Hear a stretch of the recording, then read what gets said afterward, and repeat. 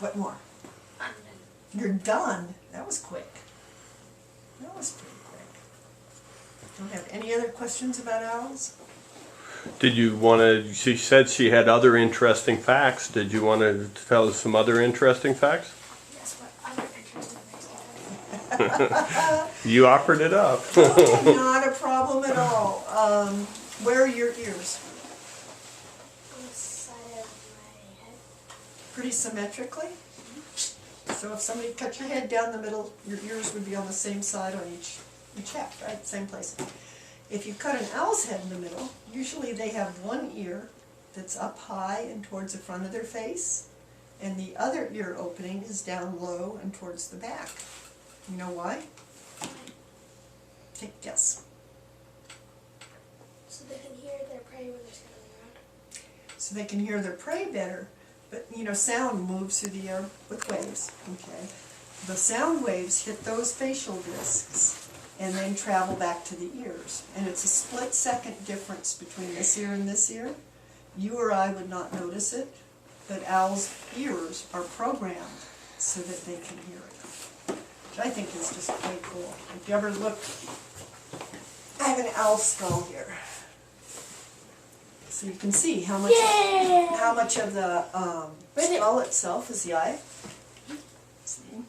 So, and there's very little brain space compared to how much eye space there is. But you can see, here's one ear opening, and there's the other. Pretty cool, huh? So that's one of the really neat things about owls. One of the others is that owls are pretty light, even though they look like they're big and heavy and solid. They're pretty light birds. If you plucked all the feathers off and put them like at Safeway in the poultry case, probably wouldn't buy them because they'd be too skinny. And that's a healthy owl, is a skinny owl. So, let's see what else. Man, I don't know where to start. The most valuable bird of prey in the world is considered to be the barn owl because of their appetites. If I were a barn owl, I'd have to eat about 50 quarter-pounders a day in order to maintain my body weight. That's a lot of food. Barn owls can digest it really, really well. Some owls, this little guy right here, which is our smallest owl in Montana, okay, he lives, no, Is that the Mason. Montana. You have to be pretty polite. That's his house. Is that the female? That's the northern pygmy owl. He Really just good. pooped. Yeah. He probably just got done eating. They eat primarily songbirds. They hunt during the day. You can find owls during the day, you can find owls at night, you can find them anywhere in between. Here's the owl out there somewhere. Yep. Very good. Very good. So now the owls that we keep, like the pygmy and like the saw-whet, have been injured so badly that they can't ever be released. Our goal, of course, is to get them released. So those are the birds that we use in our programs. If we go to schools or do things like that, we take them with us. How many owls do you see rehabilitation-wise every year? Oh, last year we probably had close to 40 great horned owls, and I'd have to count up the other owls. So for the most part, it's minor injuries that.